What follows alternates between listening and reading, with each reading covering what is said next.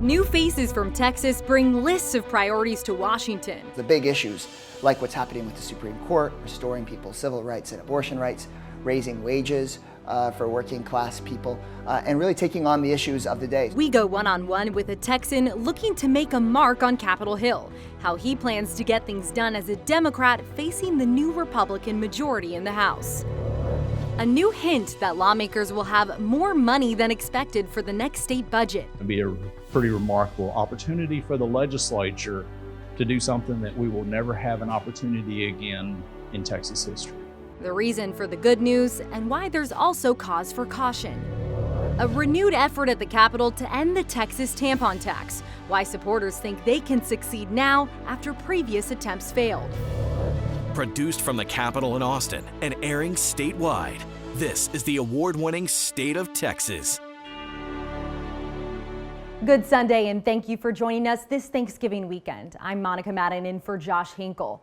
Newly elected members of Congress are gearing up for action on Capitol Hill, and several Texans make up some of the new faces heading to Washington. Last week, the newly elected members gathered at the Capitol in D.C. for a class picture as part of orientation for freshman members. 7 Texans will be new to Congress. 5 of them are Republicans, including former Collin County Judge Keith Self, who won the District 3 seat left vacant by Plano Congressman Van Taylor. Former Smith County Judge Nathaniel Morin will represent District 1. That's the East Texas seat previously held by Louis Gohmert, who did not seek re-election. Morgan Luttrell will take over for longtime Congressman Kevin Brady in District 8 near Houston. Luttrell is a former Navy SEAL who served as an advisor to Energy Secretary Rick Perry. Wesley Hunt, shown here on the left, is an Army veteran who won the newly added 38th Congressional District near Houston. And Monica de la Cruz will represent District 15, which stresses from Guadalupe County south to the border. In a hotly contested race, the insurance agent flipped the longtime Democratic seat red with the help of the endorsement from former President Donald Trump. The 2 Texas Democrats new to Congress are both aligning themselves with the progressive wing of the party. Jasmine Crockett of Dallas and Greg Casar of Austin attended events geared toward progressives during orientation week.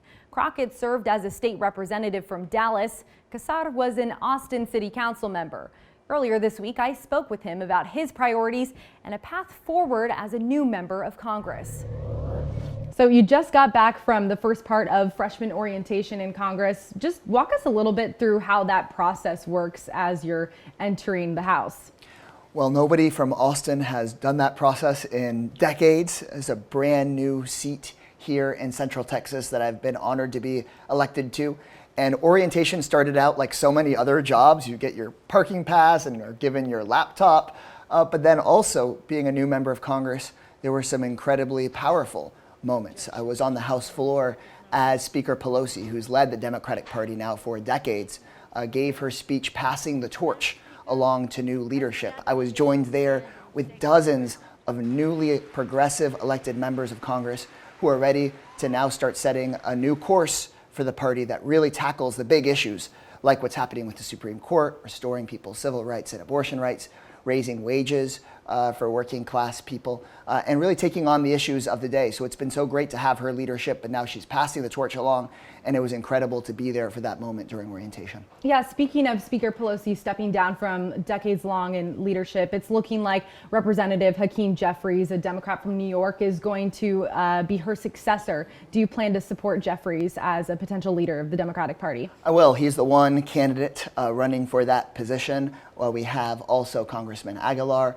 Congresswoman Catherine Clark, also the only candidates in those top 3 spots. And I just had a conversation with Congressman Jeffries yesterday where we talked about Texas. We talked about the fact that abortion rights have been stripped away here. It's not just a threat like in other parts of the country. They've actually been stripped away here. We talked about the fact that we have less people insured with health insurance in Texas than anywhere else in the country because our governor continues to reject Medicaid dollars. Dollars that we pay on our income taxes are getting sent away and aren't being brought back in Texas because of an old fight with Obama. But we should really be fighting to protect people's lives. So I had that conversation with him and really urged that we look at what's happening in Texas as a crisis and that we need his support and the Congress to be focusing on those issues. That's interesting. You know, from that conversation, what did you two talk about as possible steps forward in addressing some of those issues, specifically with abortion? Because as you know, Democrats, even when they had the House, were unable to codify Roe versus Wade. So even now with Republicans in their slim majority, what are the steps forward for that? Yeah, two things. First, with Republicans in the majority, we need to be able to fight off further attacks on basic civil rights. We've already heard from Kevin McCarthy, who seeks to be the Speaker of the House, that he wants to attack basic things like Social Security and Medicare. So we have to put up a strong front line to block any cuts to basic programs like Social Security. Then second, we need to be able to work on any bipartisan bill that actually is for the good of everyday people here in Central Texas, like protecting our dreamers. So there's some of that work. But then third, to your real question here about how do we restore abortion rights, that means taking back the House and getting to 52 in the Senate, because it looks like that's what it's going to take to restore abortion rights. We need to fight for the next election to get enough of a majority, not just in the House, but in the Senate, to pass the Women's Health Protection Act. It's one of the bills I will put my name on in the first week in the Congress. Women's Health Protection Act would essentially make Roe v. Wade the law and make it so that places like the Supreme Court could no longer take that away. Any Republicans you're reaching out to? I mean, you said that you'd be willing to compromise on some things if that's what it takes to get your priorities done. Yeah, you know, I recently received a note from Senator Cornyn right after the election. I saw what he did on music venues, for example. That's really important for this city. And so places where any Republican is willing to partner on protecting small businesses or keeping our dreamers from being separated from their families or protecting our veterans, I'd be ready to work on those issues. That was just a portion of my interview with Congressman-elect Casar. You can see all of it online now, including his thoughts on reaching across the aisle to get things done in a Republican-controlled House. It's linked to this story in the Texas Politics section of our website. Just scan the QR code on your screen to take you there. The 2022 midterm elections are hardly in the rear view, but already there's talk about the next one, mainly who will be running for president in 2024. Senator John Cornyn was in Austin Tuesday doing volunteer work at the Central Texas Food Bank. Afterward, he answered questions from reporters, including his thoughts about potential Republican candidates beyond Donald Trump.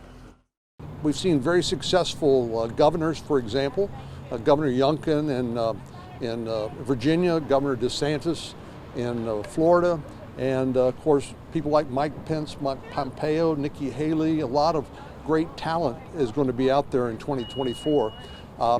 If President Trump is the nominee, I will support him. But right now, I think there's a lot of good candidates who could well be our nominee, who I will support if they are. That said, I mean, given how the midterms shook out for candidates who closely align themselves with the former president, do you think, or are there any ongoing conversations with him about his run and, you know, where the party should be headed? Well, I think my experience with President Trump is that he's going to make his own decisions and doesn't really take advice from others. He's free to run, and that's so far the choice that he's made. But 2024 is actually a long way off in the world of politics, and a lot can happen between now and then. Senator Cornyn said the split control of Congress could be good news, saying the power divide makes it more difficult to pass bad legislation and could encourage constructive compromise. Some call it a move to end an archaic tax. We'll look closer at the renewed effort to stop the state tax on period products, but it's failed before. Why supporters think now is the time for change. Just over a month before the session, there's good news about the state budget. Come the day before next legislative session, one word that'll stick out: wow. The state's controller hinting that lawmakers will have even more money to spend next session, why he's also sending a note of caution.